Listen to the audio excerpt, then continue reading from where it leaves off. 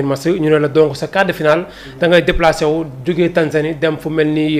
donc Ouganda war fa jouer donc sa quart de finale donc pour man loolu déjà c'était un facteur boo xamante ni donc boo xamante ni heureusement les dirigeants jëm nañ ci andi ay solutions fexe tamit ba fexe joueurs yi aussi tamit seen coono yu amoon ñu mën koo évacuer laataa ñuy jouer le pays hôte donc actuellement lu mu si mën a jàng mooy y a plus maintenant de pays hôtes. Donc parmi les 4 demi-finalistes, Tanzanie éliminé, Kenya éliminé, Ouganda éliminé par le Sénégal. Donc ça veut dire que à l'étape des demi-finales, donc tous les pays ont été éliminés. À l'étape même des quarts de finale, hein. Tu vois, nous avons gagné premier scène groupe. Donc l'équipe qui a gagné deuxième, nous avons éliminé aussi. Donc nous avons des facteurs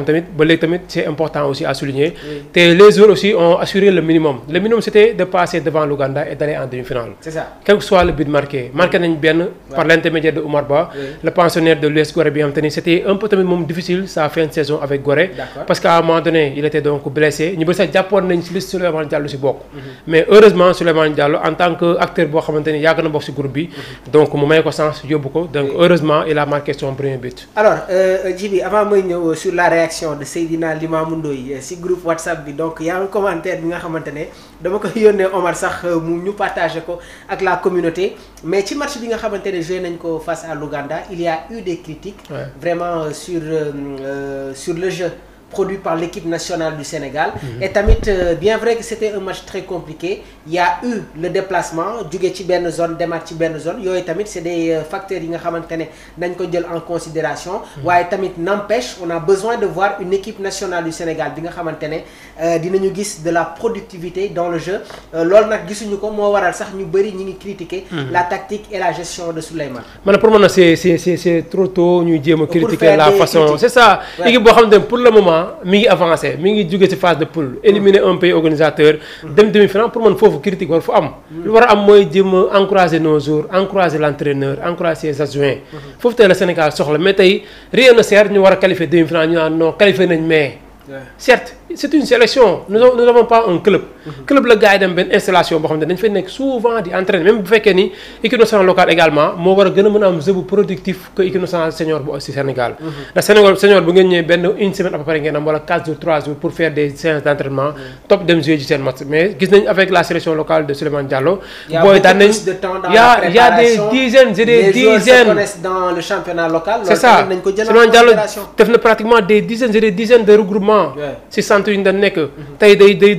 jël booy dafa ñoom 4 jours libéré leen ñu demaat seeni club dafa benn 2 jours 3 jours pré championnat lundi mardi top ñu demaat en séance d'entraînement pour man nag foofu war nañ tamit gën a am sa benn jeu bu gën a séduisant que lu ñuy gis nii mais tamit nag pour man war nañ mën a xaar ba lépp jeex ñu mën a évaluer mais pas donc dans cette compétition ñu war a qualifier demi-finale war a savourer suñu élimination bu ñu éliminé waa Ouganda préparer suñu demi-finale mais tey ñu mën a génn naan Sénégal nu muy jouer baax nu muy jouer baax war nañ ko améliorer pour man tamit c'est normal au début c'était Mokhtar Koïta des joueurs yoo xamante ne dañ départ mais tey le sélectionneur booy xool si les 2 derniers matchs quand même Mokhtar Koïta démarre sur le banc moo nekkoon l'organisateur du jeu des Sénégalais mais à un moment donné dafa changer son dispositif tactique et son schéma également te yëpp tamit match plus que muy avancé adversaire bi nga xam tamit day changer plus que aussi tam ci ngay gën a xam ban 11 de départ ngay teg. Alors le Sénégal dinañu jouer seen demi-finale face au Maroc maa ngi koy wax sànq déjà y a ce commentaire de Seydina Limamou Ndoye nee na Allah toog nañu Maroc seen niveau est très élevé vu leur championnat mais dara mu nekk kàddu yi nga xamante ne moom la Seydina Limamou Ndoye yëkkati ñu ngi koy nuyu au passage ci demi-finale bi nga xamante ne war na am entre les Lions de la Teranga ak les Lions de l'Atlas donc lan moo war a nekk réellement la clé du match Djiby un match tactique match bi nga xamante ne il faudra régler quelques détails avant la rencontre c'est très important match bi nga xamante ne dina am ni ki suba lan moo war a nekk réellement la clé du match pour permettre aux Lions du Sénégal de se qualifier pour la finale. D'abord pour moi c'est d'abord de maintenir encore une fois l'aspect défensif bi fi nekk parce que le Sénégal n'encaisse pas. Il faut saluer la solidité défensive. D'abord parce qu'une équipe d'abord c'est la ligne défensive. La ligne défensive également le gardien fait partie également de la ligne défensive. Parce que moi le premier laata les 4 défenseurs di ñëw. D'abord le Sénégal a joué 4 matchs et en encaissé un seul but. Donc déjà atu la. atu bu lu ñu war a njëkk privilégié mooy atu défensif bi ñu jéem ko sécuriser. fexe ne pas marquer contre les Lions de l'Atlas. beneen bi mooy jéem tamit si possible aussi de parfaire notre jeu. bu ñu parfaire suñu jeu jéem aussi tamit fexe suñu attaquant tamit nu ñu jéem tamit bëri ay occasion pour man fii ñu ngi bëri occasion rek. Sénégal mën na marquer aussi parce que nous avons vraiment des joueurs yoo xamante ne capables de faire des différences ci dernière ligne bi même fekkente avec un Christian Gomis. bon jusqu'à présent manque na tout automatisme. mais sur les flancs aussi tamit gis nga Omar Ba joueur de côté la. moom moo marqué la dernière fois. et sur le banc aussi explosivité bu ñu fàttali aussi sur le banc y a un joueur comme Ababacar Sarr. du Jaraaf de Dakar y a aussi Ahmed Niang. deux joueurs yoo xamante ne tamit techniquement ils sont mi ngi fii même ñuy départ ñoom tamit ñuy toog ci banc bi aussi. sur le banc aussi y a Ousseynou Fall Seck aussi de l'ASEL de Rufisque. donc Sénégal yi am na ay joueurs yi ñu ngi fii. tey ku départ moom pour man war nga mën a def li tax coach bi teg la nga départ. man pour man contre Lion de l'Atlas man tiituma si man contre Ouganda bi laa gënoon tiit pour te dire. Ouganda bi ñu génn laa gënoon tiit que contre Lion de l'Atlas yi. parce que nga ji stade boo xamante ne pratiquement public bi ñëpp a ñëw. Sénégal nekk match bi nekk guichet fermé. le stade était plein parce que à 2 jours xaw ma. voilà le climat qu'il faisait. nga def na wax naa ko sànq déplacement bi nga def. xam nga climat bi stade bi nekk guichet fermé stade boo xamante ne avant la veille du match fekk na bii jeex na. gars yi jël nañ ko donc loolu moo gën a compliqué. Maroc bu leen fàtte ne également en U17 moom lañ gagné woon ñun. c'est ça donc Maroc bu ñu mën a gagné en U17 aussi mën nañ ko mën a gagné en sélection locale. des analyses signées Djiby Niang sur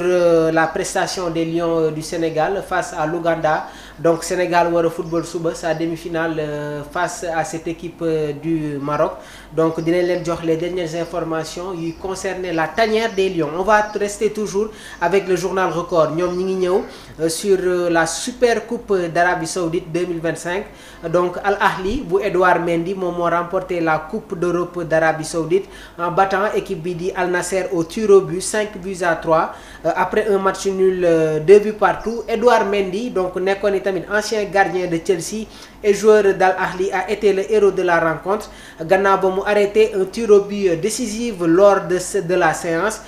Cristiano Ronaldo moom moo njëkk a dugal nag voilà le but d'Al Nasser sur penalty mais malgré 2 avantages au score Al Nasser n'a pas pu prendre le dessus. Franck Kessié ak Roger Ibanez ont marqué pour Al Ahli et Marcelo Brozovic pour Al Nasser. Finalement, Galeno moom moo offrir le sacre à Al Ahli en réussissant le dernier tir au but. Mendy s'est ainsi imposé comme le sauveur de son équipe dans cette finale. Une très belle prestation signée Edouard Mendy, gardien de but de l'équipe nationale du Sénégal. Rewmi quotidien sport non avant ñu ñëw ci Rewmi quotidien sport Djiby nan ngay jàngatale tey bi finale bi nga xamante ne amoon na ci coupe d'Arabie Saoudite bi diggante Al Ahli ak Al Nasser bu Sadio Mané qui a été absent à cause de son carton rouge donc Edouard Mendy ak équipe am ñoom ñoo jot a remporté bi la séance bi la finale sur la séance fatidique des tirs au but 2 buts partout prolongation ñu gagné sur 5-3 nan ngay jàngatee tey ji cette finale bi nga xamante ne gis nañu de très grands joueurs yi nga xamante ne yàggoon nañ leen gis dans le championnat européen. waaw malheureusement donc pour l'équipe d'Al Nassr et félicitations également à notre international Edouard Mendy. Qui est capitaine de cette formation. Donc bon tir au but la te tir au but tamit ku nekk mënoon nga am occasion pour gagner. Malheureusement bëggoon nañu gis Sadio Mané mu disputer cette finale mais bon Edouard Mendy moo remporté la coupe. Et parmi les deux également kenn si ñoom ñaar rek moo ko mënoon a jël parce que ku nekk yaa ngi woon ci benn club di fa jouer. Al Ahly moo ko jël après donc sa large victoire contre Al Qadisiyah donc moo nekkoon demi-finale 5-1 avec également un doublé de Franck Kessié encore une fois l'Ivoirien qui montre que toujours mu ngi au top donc au mieux de sa forme. Franck Kessié convoqué avec la sélection ivoirienne. Voilà. Ouais, donc Roger Ibanez nekkoon ancien défenseur central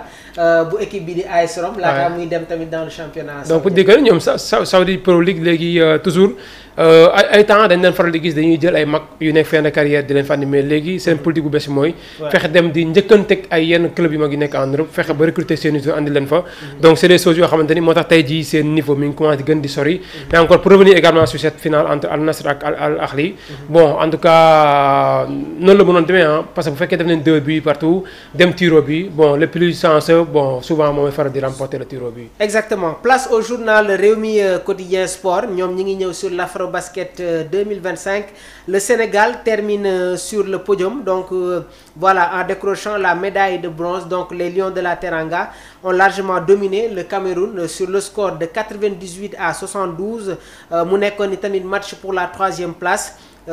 Grâce notamment à une prestation exceptionnelle de Jean-Jacques Boissy bi jot marqué 40 points malgré leurs éliminations en demi-finale contre le Mali sénégalais yi jot nañu montrer une belle détermination et ont imposé leur rythme face au Cameroun avec une défense solide et une attaque efficace. Cette 3e place nag est la 7e médaille de bronze pour le Sénégal dans cette compétition continentale. Par ailleurs ki nga xamante ne nag moom mooy Branco Badjo capitaine de l'équipe a été le meilleur scoreur du tournoi avec 139 points Branco Badjo et a été reconnu dans les 5 majeurs du tournoi en plus d'être le meilleur tireur à 3 points avec 25 paniers réussis.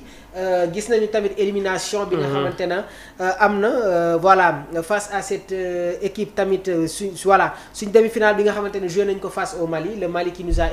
nous a éliminé sur les demi-finales une 3e place face au Cameroun ñu saluer tamit vraiment les belles prestations de l'équipe nationale du Sénégal malgré tamit cette défaite bi nga xamante ne amaana suñ ko éviter woon dinañu am les chances pour remporter ce trophée bi nga xamante ne ñu ngi siy daw depuis de nombreuses années. 28 ans donc 28 ans lañ ko boobu léegi ñu ngi siy daw Sénégal malheureusement pour une 5e ou bien 6e fois ñu koy éliminer d'affilée donc à l'étape des demi-finales donc ça veut dire que ni Sénégal soriwul donc jege li nga xamante ne moo nekk le titre mais bon puisque ñu gën a liggéey jàng tamit faire une évaluation boo xamante ne moo tax Sénégal d'abord perte contre le Mali lan moo ñu ñàkkaloo lan moo tax demuñu jël coupe bi pour man c'est des choses yoo xam ne après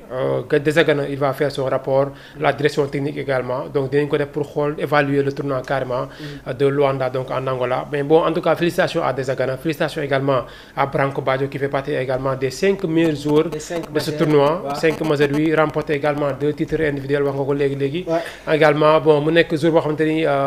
def na prestation bu doy waar si tournoi bi exceptionnel la oui en marquant 139 donc points en 6 matchs joués il y a aussi derrière lui Jean-Jacques Boissy qui a marqué 133 points donc moom moo nekk le 2e meilleur scoreur du tournoi Jean-Jacques Boissy pour man les deux dañoo def tournoi boo xam ne vraiment lu leen mënoon récompenser rek il y a eu de l'émotion sur la conférence de presse c'est ça waaw gis nañ ko mu jooy parce qu'il voulait vraiment jouer cette finale donc ñu ngi koy encourager bu baax a baax il est jeune il est jeune il peut encore faire plus de 5 Afrobasket Boissy bi mën na defaat yeneen 5 Afrobasket on a besoin de cette détermination on a besoin de cette détermination de cet engagement bëgg nañ di ko gis ci sportif bi nga xamante ne da ngay mouiller le maillot de l'équipe nationale du Sénégal c'est très important maintenant parce que ñoom amoon nañ vraiment envie dem jël coupe bi parce que loolu lañ bëggoon ñoom joueurs yi mais bon noonu la parce que ñu fa nekkoon ñëpp aussi tam bu ñu fàtte ne tamit loolu leen taxoon jug ou bien la plupart des équipes yi fa nekkoon di jouer l'Afrobasket seen objectif premier loolu la woon dem jëli ji le tournoi mais ñëpp mënuñu ko bu ñuy dem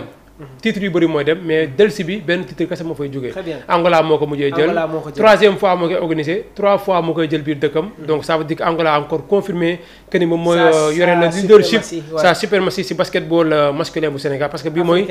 12e titre boo xamante ni jël na ko 11 la woon si les 12 3 yëpp mi ngi ko jëlee donc à domicile même bu fekkee y a beaucoup de choses yoo xamante ni jot nañ ko fay wax parce que tamit contre Cameroun gis nañ élimination Cameroun à 1 point d'écart si à 7/3 du match arbitre accordé benn affaire boo xamante ni moo permettre Angolais de marquer point bi devancer leen à 1 point. C'est ça. C'était quand même les carottes étaient carrément cuites pour les Camerounais. Contre Cap-Vert également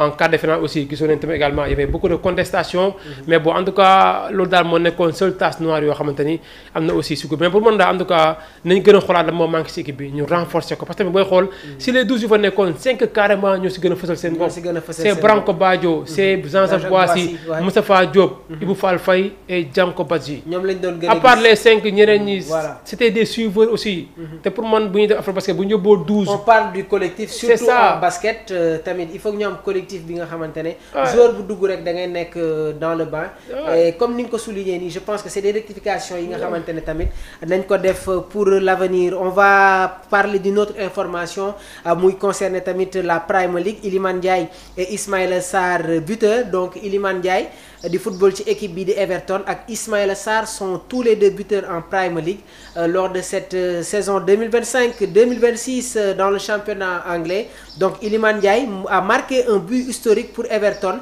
en inscrivant le tout premier but dans leur nouveau stade, muy le Hill